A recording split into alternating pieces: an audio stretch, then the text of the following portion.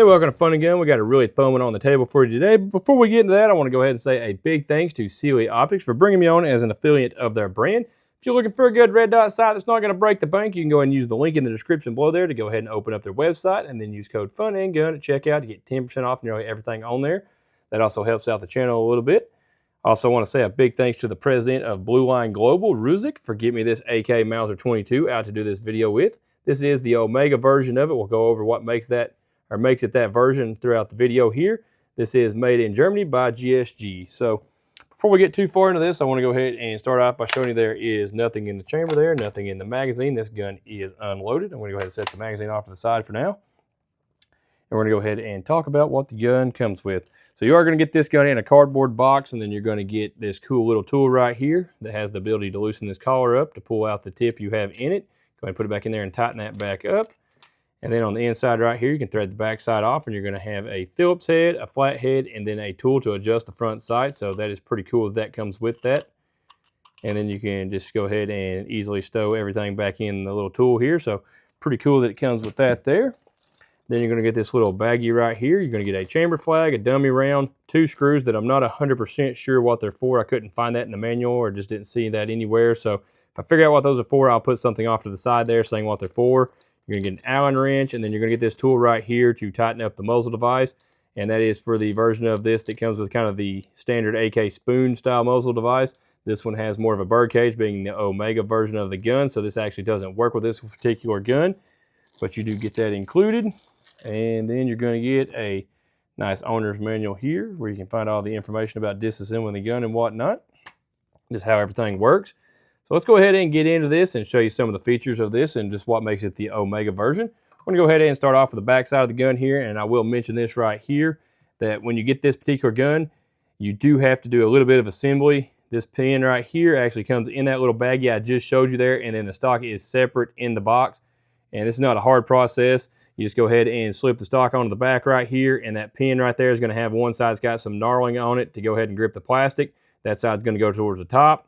You're going to go ahead and slide the pin in through both pieces there and then tap it in with a small hammer and go ahead and get that to lock in place. Not a big deal, and the reason that is this is also a folding stock, which is really cool. That is part of the Omega package. To unfold it, you got a little button right here on the butt stock that is going to actuate this little hook right here. That is a metal hook, and it is locking onto a piece of metal right there, so that is a sturdy piece right there.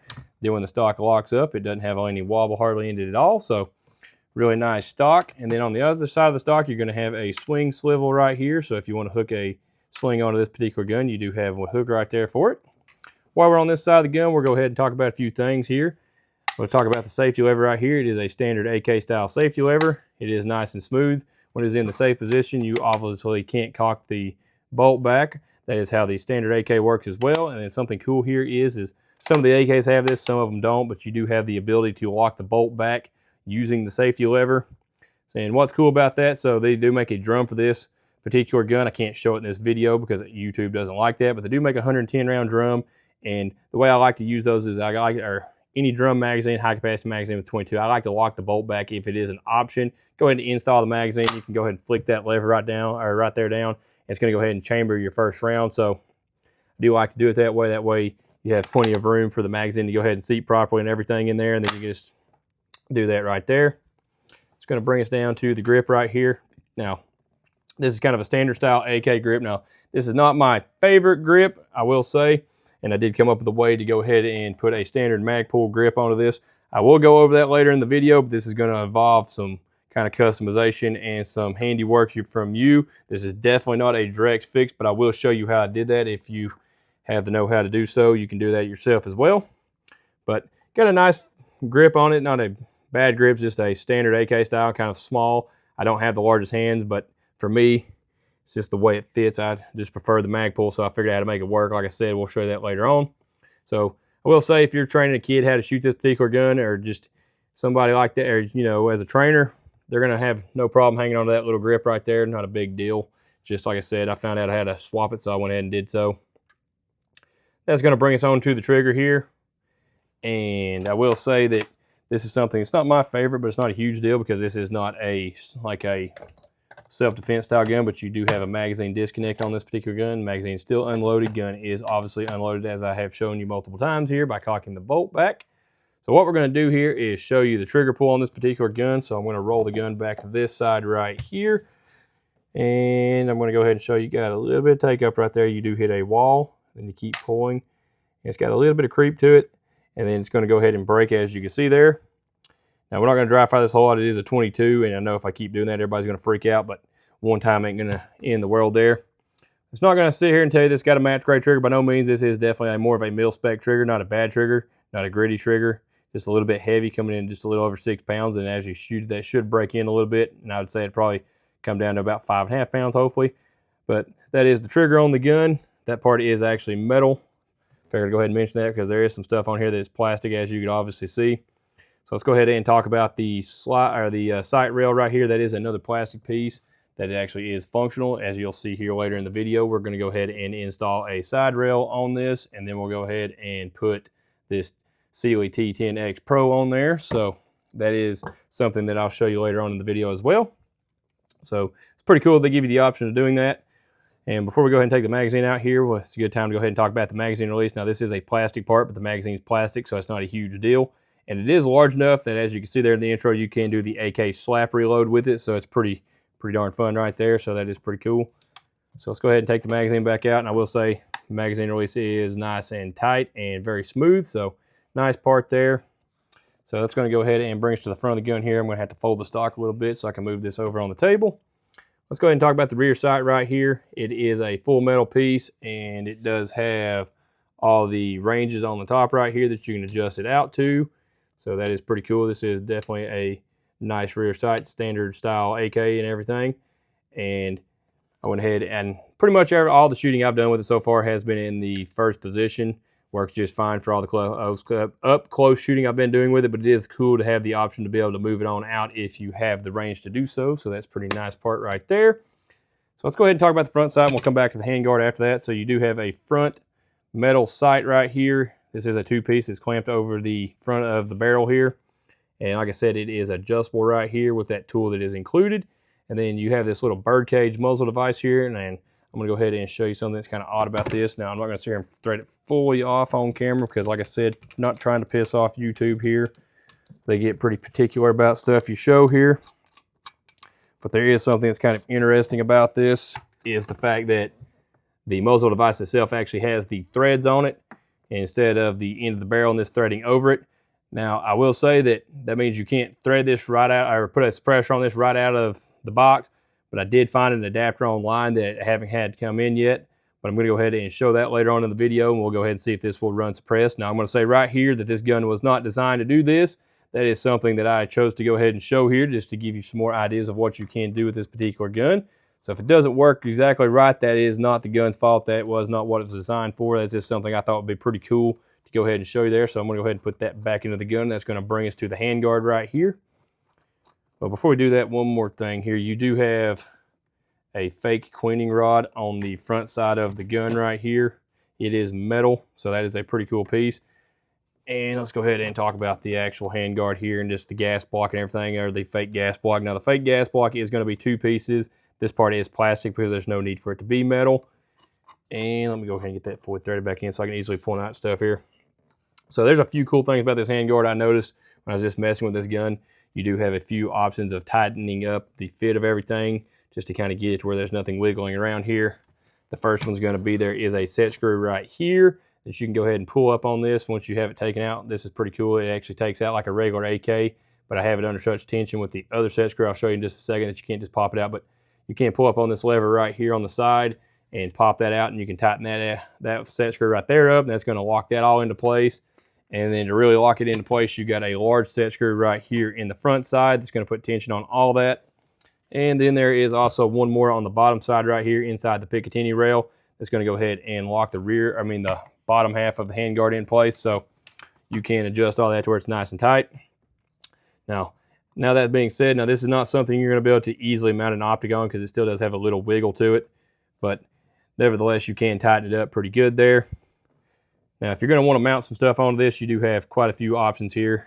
On both sides, it does have Picatinny or not Picatinny, M-lock rail running all the way down the side of it on both sides. So if you want to throw some pick rail on there, just throw a flashlight mount, whatever you want to do, you have a place to put it. Now, handguard is plastic. Everything in this general area is plastic. Not a big deal. Like I said, stuff that needs to be metal is metal on this. Stuff that doesn't have to be metal is plastic. Saves on cost, saves on weight, so not a big deal.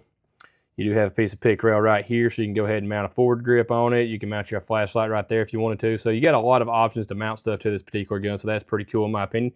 You got a nice place right here to go ahead and put your hand at. It's got these ribs on it, so you got good traction on it. So overall, handguard is nice. That is part of the Omega package as well.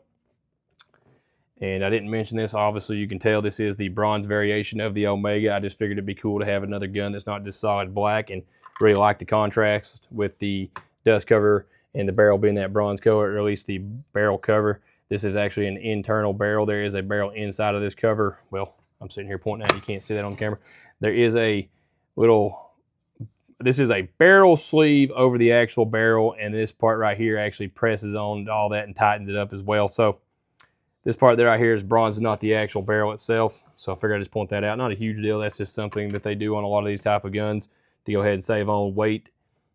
So overall, nicely made gun for what it is. Let me go ahead and show you the inside of this, and we'll go over a little bit of how this works here. So let me pop the cover off here.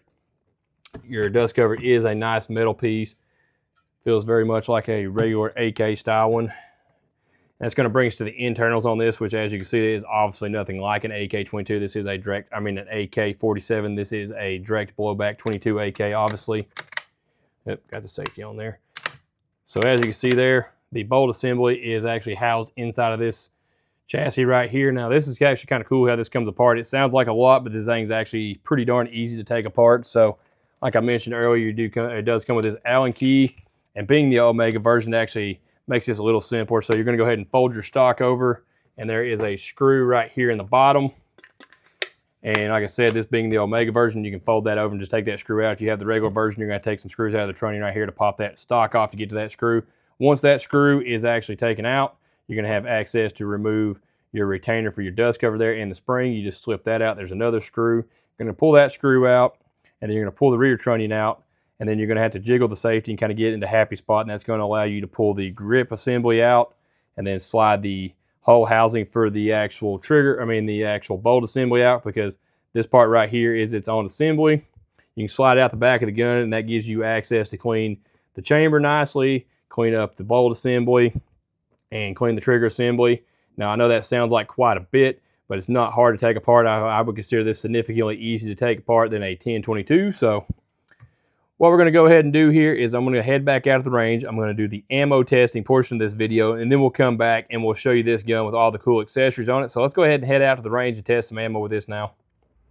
Okay, we're out here on the range. We're going to go ahead and do the ammo test part of this video. I'm going to do this a little bit different than I usually do. I've got 3 magazines loaded up with multiple different rounds, and I'm going to go ahead and shoot 5 rounds, count a couple of seconds, shoot 5 rounds, and so on until I'm finished with that mag, and then I'll go ahead and swap to the other mags. And so you know what round I'm actually shooting. I'll go ahead and put a picture off to the side with all the information of what round I'm shooting. So let's go ahead and get through the ammo test here.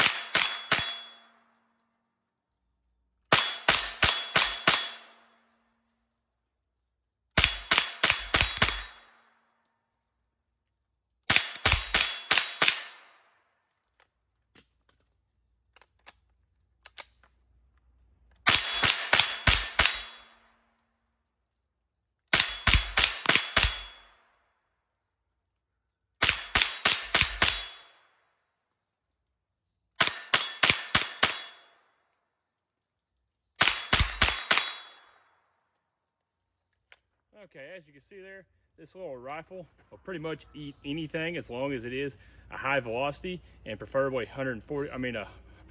40 grain bullet. So I'm going to go ahead and do something else right now. I'm going to go ahead and test a few more rounds, but I'm going to slap the suppressor on the end of it, and we'll see how this gun runs suppressed. So let's go ahead and do that now. Okay, we went ahead and used the Taylor Tactical threaded barrel adapter to go ahead and put my silencer code switch back on the end here. What we're going to do now is go ahead and test a few suppressor-friendly rounds here, a couple of them being specifically made for shooting suppressed and the other being CCI standard velocity. And I'll go ahead and say up front, if you're going to do this a lot, you want to sight the gun in with the suppressor on it, because I did notice a significant point of impact shift when I was testing this off camera. So let's go ahead and run a few rounds through this, see how it works.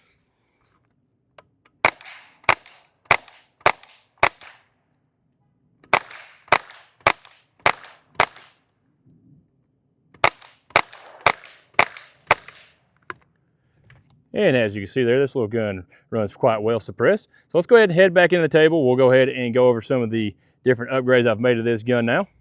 Okay, now that we're back in here at the table, we're going to go ahead and briefly talk about a couple of the rounds that you see me test there. Obviously, we don't have time to cover all of them, but we're going to start off with this CCI 40 grain Blazer. The reason this is on the table is because this is my go-to 22 round, also the round that I shot more through this gun than any of the rest of them.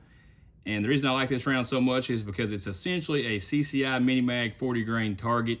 Like specification wise, they have the same velocity and all that. But the only difference in this is it is a straight lead round and it doesn't have the wash on the bullet, so that's going to make this a little bit dirtier when you shoot a lot of it and quite a bit cheaper when you bulk. And this round right here runs in pretty much every semi-automatic 22 that I own, so that's why I keep a ton of this around. And that's going to bring us to this Winchester Super X. This is a 40 grain round going at 1,435 feet per second. The reason this is on the table because this is generally one of my least reliable rounds for shooting in semi-automatics, because it's really not designed for that, because it does have a cone-shaped bullet with a really flat, blunt tip on it with a hollow point. So the fact that this little gun actually cycled these particular rounds actually surprised me. That's kind of why they was out there, just to see if it would run them. So the fact that it runs these kind of just tells me this particular gun is going to run just about anything that is high velocity. So that's pretty cool. So we're going to go ahead and set those off here. We're going to bring the magazine in here. We'll talk briefly about it. This is going to be the 24 round magazine. You also get, or you have the option of getting these in 10 depending on what state you live in. And these magazines have been really reliable. I haven't had a single issue out of the magazines themselves. And they are extremely smooth, easy to load with these little tabs on the side. Now, it would be nice if somebody would make a speed loader adapter for this. Might shoot an email over to McFadden Machine and see if he's interested in putting one out for the Lightning grip loader, because that would make this a lot of fun to be able to just slap some rounds in it real quick. But either way, these magazines are so smooth. You have nice tabs on both sides that are kind of tapered out and have some grip on them. Makes it real easy. Just go ahead and ease your way down and load 24 rounds into this. Now, the reason they chose to go with 24 rounds, I do not know. I'm sure there's a good reason for that, but 25 would have been nice just based off the 50-round box of ammo, and you have 2 left at the end. You got to slap in a mag to finish it off. Not a huge deal, just I thought that was kind of funny. Now, these magazines are made fully out of plastic with the exception of the hardware and the spring, but they're very well made magazines, and like I said, have ran really well for me. The only jams that I have had out of the gun were using the actual drum magazine. I'm gonna go ahead and bring the gun back up on the table. But with the drum magazine, I did have quite a few jams when I was breaking it in, kind of getting it loosened up and trying different ammos in it. The ammo that ended up being the one that I ran the most in it, and the one that was the most reliable out of the ones I tested a lot of, is gonna be this Blazer. Now, I didn't really test a whole lot of the other rounds in there. You can't run stuff with wax on it, so that kind of eliminates all your Aguilas, because they are a very waxy round. But the Blazer did run the best in it. I did get pretty darn good reliability out of that drum with that. And then I did kind of go ahead and do kind of the smorgasbord idea like I did with the ammo test there, where I was putting more rounds in it of different types. And quite a few of them did run, quite a few of them didn't run. So if you are looking to get the drum to run, just get you some Blazer there and just go ahead and call it a day. So I'm gonna go ahead and start off by showing this gun is unloaded, because this is a different day and I have been shooting the gun quite a bit since the first clip of the video was made there. So it's gonna bring us over to the back side of the gun here, and I'm gonna go ahead and talk about this all aluminum mount that I picked up off of, I think I got this off of Amazon. Really cheap mount, makes it to where you can slip it over the little piece under there that I showed you in the intro, the slide rail mount there, and goes ahead and just clamps on right there at that little lever. You do have the ability to adjust the tension on it. I went ahead and got as tight as I could, and as you can see there, it's very low to the dust cover, which makes it a little bit hard to get the dust cover on and off when you're cleaning the gun. But I chose not to take the side rail off because I'm not 100% sure yet how well that's going to return to zero. I didn't want to find out at the current time.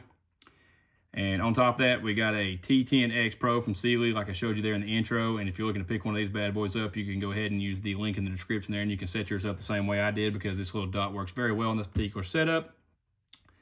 So overall, I will say this mount has a little bit of wiggle in it, but after I sighted it in, I didn't have any issues keeping it on, or did not have any issues with it losing zero, because like I said, I didn't take it back off. So the only real thing is the disadvantage putting the side rail on there, you're going to lose the ability to fold your stock all the way over. Not a huge deal for me, because I'm not looking to just carry this thing around with it folded up like that. I mean, it would be kind of cool if it would still do it, but there's really no good way to do that, and I like having a red dot on there. So let's go ahead and head to the front of the gun. That's going to bring us to the Taylor Tactical Barrel Thread Adapter, and that is going to be a 1/2 by 28 threaded adapter. And it's actually a pretty cool setup. I'm not going to pull it back out, but what I will do is insert a picture off to the side so you get an idea of what I'm talking about. And I'm going to go ahead and bring the factory adapter or muzzle device in right here. Now, as you can see here, the threads just end right here. And on the Taylor Tactical, you have a little bit of an extension right here that's not threaded. And what that's actually there for, I didn't realize when I was going to put it in, because like I mentioned at the beginning of the video, this is a sleeve and the barrel's on the inside.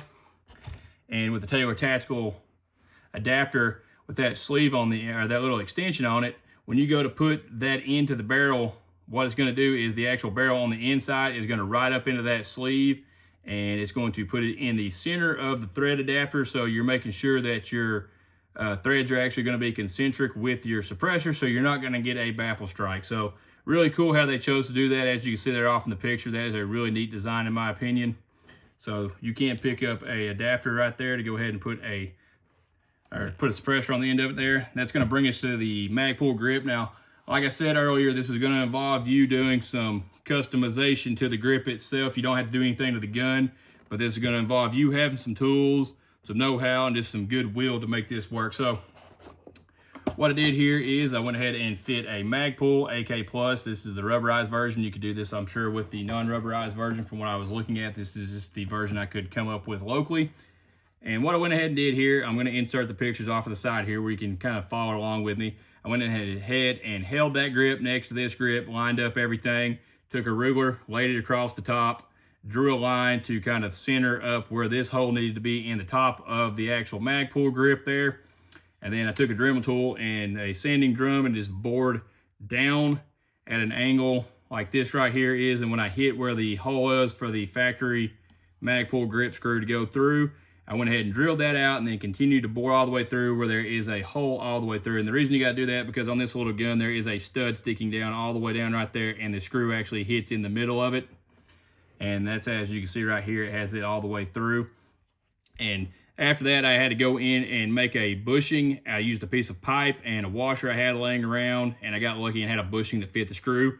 And I went ahead and put all that together. That way I could slip it over that stud right there, and that's going to push on the top part of this grip to lock it on there. And I did use a welder to put that together. I'm sure you could come up with something else to push on that to lock it together if you're crafty enough. That's just the option I had, and that was the easiest thing I seen to do with it, so that's what I went ahead and did. And you're also going to have to trim around this edge a little bit. So, like I said, this is not going to be something you can just easily slap on there. I just wanted to go ahead and show you that you could do it if you got the will. There is a way.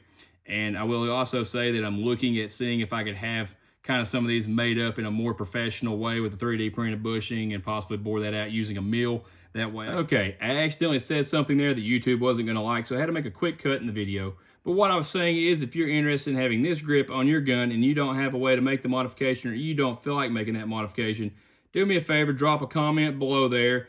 Let me know that you're interested in having this grip on your gun, and I'm going to look into a more professional way to have this grip set up where you can just drop it on your gun. You don't have to do nothing. So like I said, if you're interested, drop a comment below. And now what we're going to go ahead and talk about is an issue I had with some light primer strikes and what I did to fix that and what you need to do to prevent that. So when you take the trigger housing out of this and you look at it, there's going to be the hammer, and there's going to be a little bar off to the left side of it when you're facing down gun. And that bar is going to actually be what activates the little plunger in the side of the bolt right there, and that's going to allow the firing pin to drop. So if you accidentally tweak that little metal bar when you're cleaning it, you set something on it, you drop the housing, you just do something to that part, and you tweak it off to the left side of the gun, it's not going to allow for the plunger to fully be pushed into the bolt. So when your firing pin goes to drop, it's not going to get full energy into the back of the case, and it's not going to set the round off properly. So the easy fix to that is as you can see off of the pictures off to the side there, you're gonna go ahead and tweak that to the right side a little bit, just enough that where it's gonna go ahead and press the plunger in fully and allow it to disengage, so that way the firing pin can get fully struck by the hammer and hit the back of the case and set the round off. So just be careful when you take the gun apart not to tweak that part, so that way you're not gonna have any light primer strike issues, and that's the easiest fix to that. Now you also wanna make sure that the face of the bolt, where the rim actually rides in it at under the extractor, is also clean, because that can cause light primer strikes as well. So overall, after I figured that out, and as long as I was using the 24 round magazine, this gun has been extremely reliable, a ton of fun, and it allows you, in my opinion, to do AK stuff without spending AK money. So that allows you, like I was doing there in the intro, to do slap reloads where you slap the mag out with the other mag, click it in, have a good time with it. I'm not even gonna lie to you, off camera, I probably do that for 20 or 30 minutes, just having a great time putting a round in, shooting it, slapping the mag out, reloading it. It's just an absolute blast playing with this particular gun, doing that kind of stuff with it. So that's the cool thing about this. It allows you to do, like I said, AK stuff without spending AK money. So overall, this gun is extremely reliable. It's really accurate. I didn't mention that, but I was noticing that when I was sighting this in, that basically when I was doing 2-shot groups, they were almost touching each other. Now I sighted in to 15 yards, so that's not just crazy, but either way, that is pretty darn cool how accurate this little gun was just sighting it in. So if you pick one of these up, you're gonna have an absolute blast with it, I feel like. And it's just a cool gun to have, and that's all I had for you today. Okay, if you made it this far, just want to say thanks for watching. Don't forget to like, comment, and share. If you're looking for more FunNGun right now, you can click one of the 2 recommended videos there. If you're looking for more FunNGun later, you can go ahead and click that there subscribe button. I sure would appreciate it. And if you're finding me from Facebook, go ahead and click that open app button at the top to make all that a lot easier, and I'll see you next time.